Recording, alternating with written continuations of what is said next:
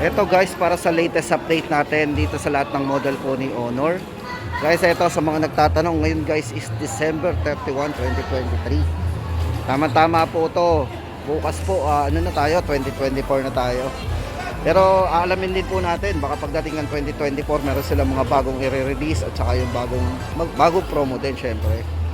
Guys, ito para sa latest update natin for Honor. Sa mga naghahanap nga po pala ng kanilang budget phone guys, ito yung kanilang budget phone, si Honor X5 Plus. Guys, ito dati itong 5,990, pero good news kasi ito binaba po nila sa 5,490. Yan.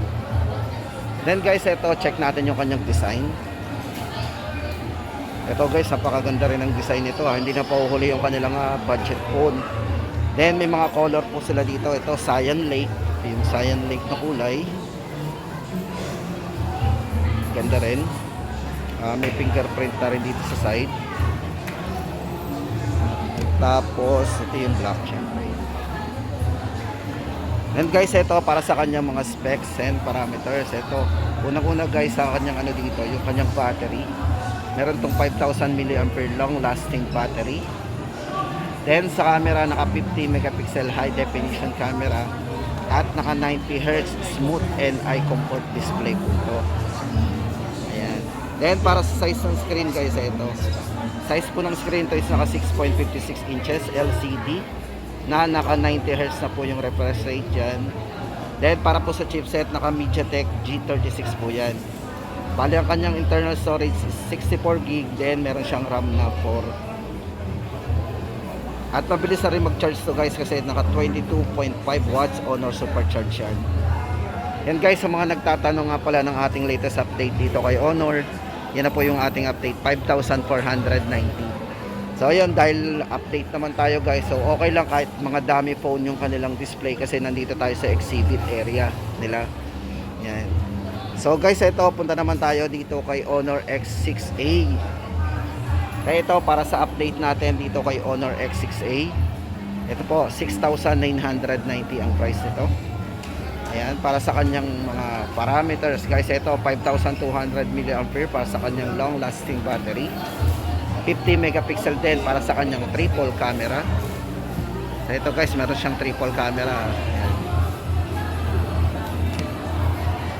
Then internal storage guys, ito may kalakihan na rin kasi naka 128 na rin po yan. Expandable po yan up to 1 terabyte. Naka 90 Hz na rin para sa smooth ng screen. Eye comfort display din, meron din siya. Yan. 5,200 mAh battery. Ulitin natin guys, sa kanila matataas yung battery nila. Para po sa design guys, check natin.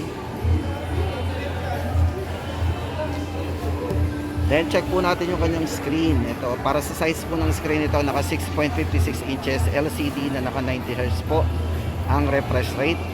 MediaTek G36 36 po ang kanyang chipset. At yan, internal storage 4GB RAM and 128 po ang kanyang ROM. Then 22.5 watts Honor Supercharge din. So yun guys, ang update natin para sa price po ni Honor X6A ngayong December 31, 2023, 6,990. Then next guys, ito sa hilera, si Honor 90 Lite.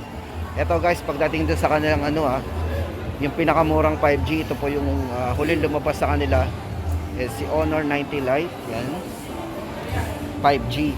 Bale, price po nito guys is 12,990. Check po natin kahit yung design na. Ito guys yung design niya, napakaganda rin.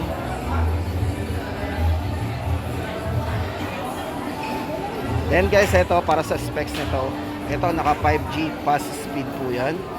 Naka 8GB RAM, 256 na po internal storage natin. At kung camera naman, meron tong 100 megapixel para sa kanyang ultra camera system. At size ng screen guys, naka 6.7 edgeless with iCar display. Kung ano man, napaka nito edgeless guys yan. Pansin nyo, napakanipis na ng bezel nito. Yan. So may experience natin dito yung full view. Kung manonood tayo dito ng mga movies, yan yung maganda sa edgeless. At para sa chipset guys, ito ang kanyang chipset. Yan, naka MediaTek 6020 5G. Size ng screen naka 6.7 inches Honor Full View Edgeless display na naka 90 Hz refresh rate. Then sa camera guys, ito yan, ulit natin, 100 megapixel ultra camera, 5 MP para sa wide angle, yung mga gusto natin ng maramihang kuha. Then sa focus po, naka depth camera yan, 2 MP para sa macro lens. At yung selfie camera po niya naka 16 megapixel. Then 4,500 mAh ang kanyang battery with 22.5 watts Honor Supercharged din. So fast charging na rin po yan. So yun guys, update natin, ulitin natin. Ito yung 5G ni Honor 90 Lite 5G, 12,990. Then guys, lipat tayo sa mga iba pang model nila.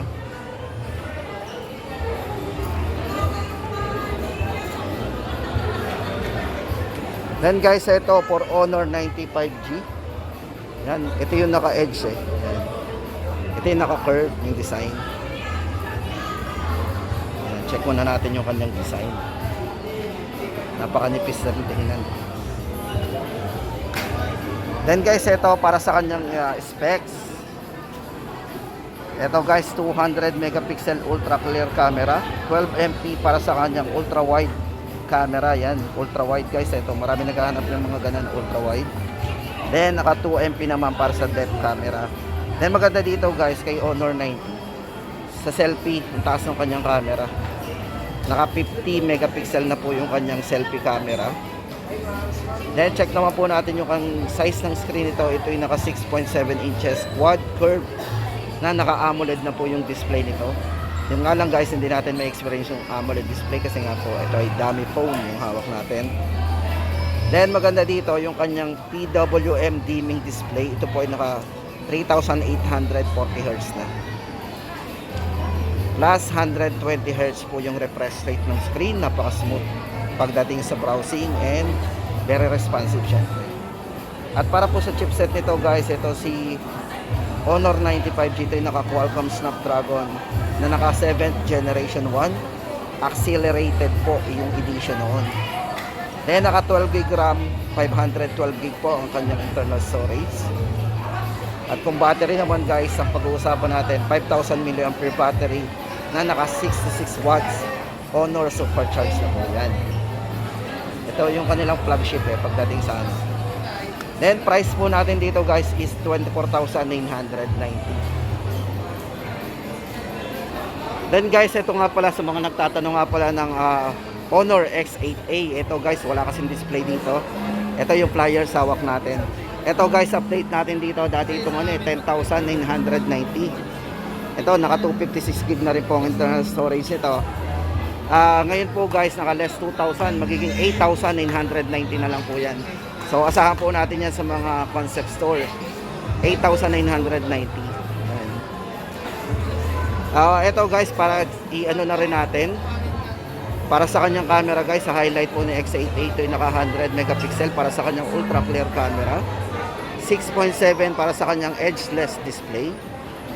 So edgeless po yan guys, nipis din ng bezel nito, sobrang nipis. At para po sa full specs nito guys, ito check natin. Naka 6.7 Honor edgeless display ang screen. Then Android 12 po yung version. At para po sa kanyang chipset guys, ito naka MediaTek Helio G88 yan. 128 na rin po ang internal storage yan.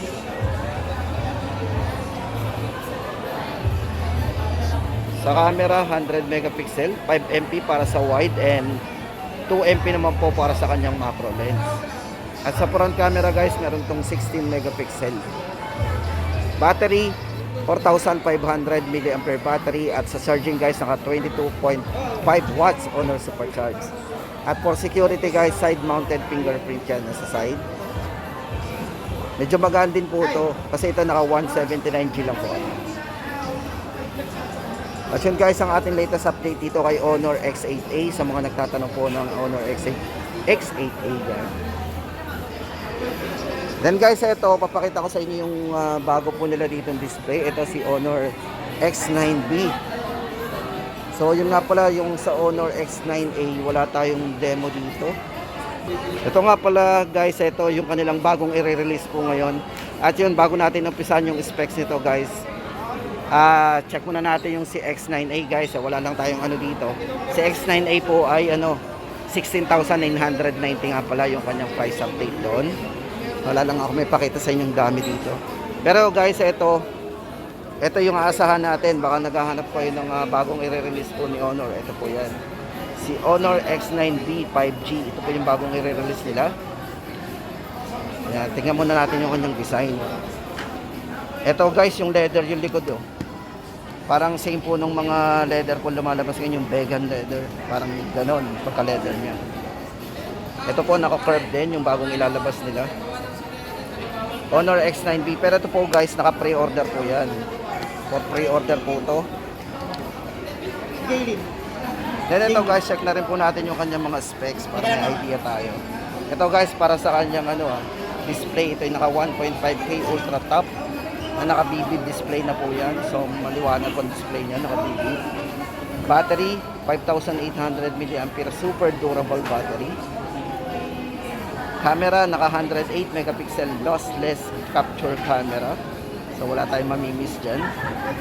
Then kanyang chipset naka 4 nanometer Snapdragon 6 Gen 1. Guys, mabilis to kasi naka 4 nanometer. Bigyan ko guys ng idea nga pala. Ito nga pala sa mga nanometer. Pagbaba po ng nanometer, paglakas po niyan.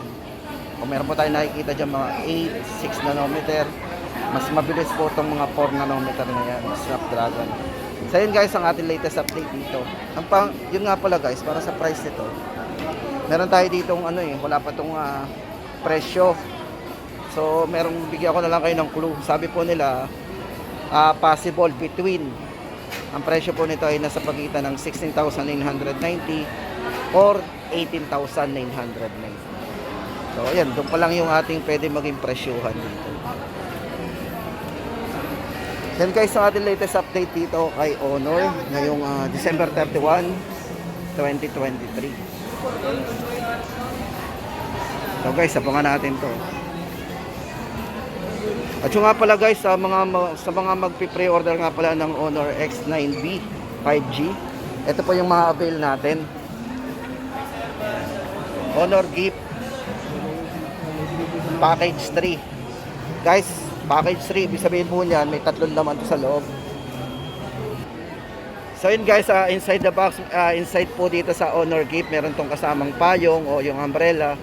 Then may kasama na rin po siyang handpan.